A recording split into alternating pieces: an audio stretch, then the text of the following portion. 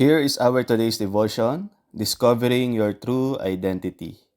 Ephesians chapter 2 verse 8 to 10 is our scripture reading, and our key verse ay Psalms 139 verse 14. I will praise thee, for I am fearfully and wonderfully made.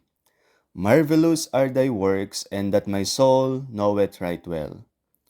Pag tumunog na ho ang alarm, ibig sabihin, panibagong umaga na naman or araw na naman ang siya nag-aantay sa atin. Panibagong umaga na mayroong mga bagong balita. Balita sa panibagong ekonomiya.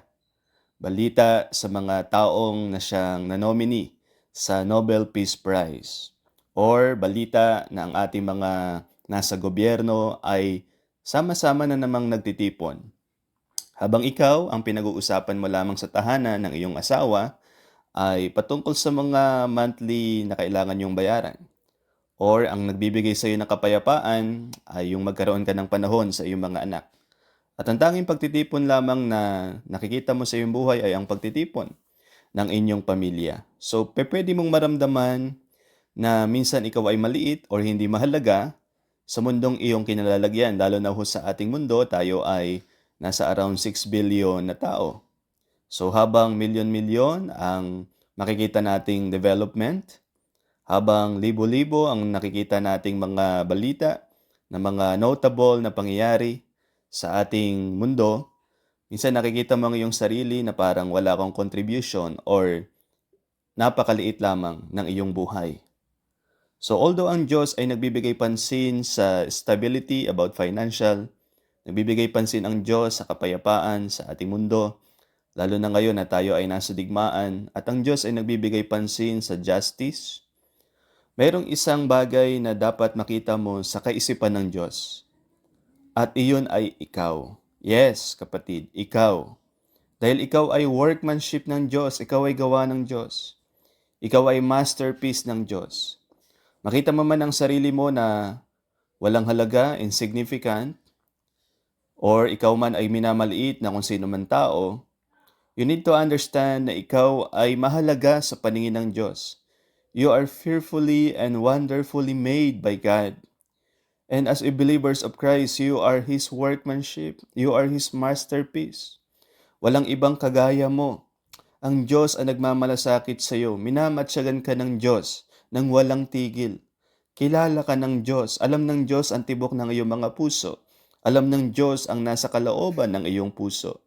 Alam ng Diyos ang bilang ng iyong mga buhok. Kilala ng Diyos ang iyong pangalan. So napakahalaga na ma-realize mo ang tunay mong identity sa harapan ng Diyos. Makita mo ang sarili mo hindi sa viewpoint ng tao. Makita mo ang sarili mo sa pagtanaw ng Diyos. Sino ka sa harapan ng Diyos?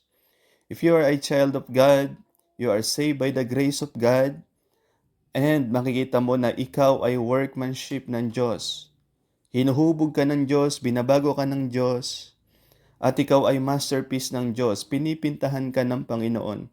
That's why marami siyang mga pinaparanas na circumstances, sufferings, and situations sa iyong buhay na sometimes hindi mo maintindihan. Pero pinapayagan ng Diyos yon for His good purpose sa iyong buhay because you are His workmanship. So wag mong makita ang sarili mo na ikaw ay mababa kahit yun ang paningin ng ibang tao sa iyo. Makita mo ang sarili mo na ikaw ay gawa ng Diyos. And you can make a contribution na naayon sa paningin ng Diyos at ayon sa idinisign ng Panginoon sa iyong buhay. At yan ang napakahalagang makita mong identity mo bilang isang tao at bilang isang mananampalataya. Na I am fearfully and wonderfully made by God. I am God's masterpiece. I am God's workmanship. Let us pray. Our Father in heaven, our God, ako'y nagpapasalamat sa iyo ng lubos dahil ako ay workmanship mo at masterpiece mo. Sa mundong ito na parang wala akong malaking contribution at maraming nagmamaliit sa akin, O Diyos, salamat ipinakita niyo sa akin ang inyong viewpoint, ang aking tunay na identity. Ako ay anak niyo, O Diyos. Ako ay naligtas sa biyaya niyo. Ako ay masterpiece niyo. Kaya Lord, titingnan ko ang aking sarili sa inyong paningin at ako'y susunod at magpapagamit sa inyong kalooban ayon sa inyong disenyo. Ito, O Diyos, ang aking dalangin sa pangalan ni Jesus. Amen.